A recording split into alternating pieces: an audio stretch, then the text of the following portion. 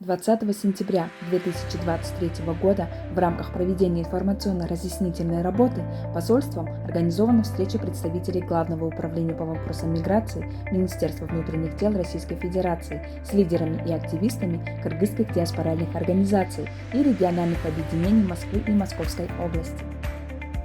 В ходе мероприятия российской стороной были даны разъяснения по основным нововведениям законодательства и прорабатываемым инициативам в миграционной сфере, а также представлена информация о миграционном положении граждан Кыргызской Республики на территории Российской Федерации, статистики проступков, совершенных кыргызстанцами, и другие проблемные вопросы.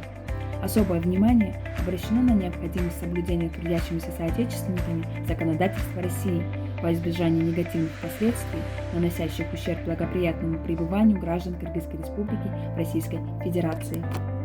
Кроме того, участники встречи обменялись мнениями по актуальным миграционным вопросам, обсудили предложения, направленные на упрощение положения граждан Кыргызстана в России. По итогам мероприятия стороны договорились более активно проводить информационно-разъяснительную работу среди граждан Кыргызской Республики, пребывающих на территории России.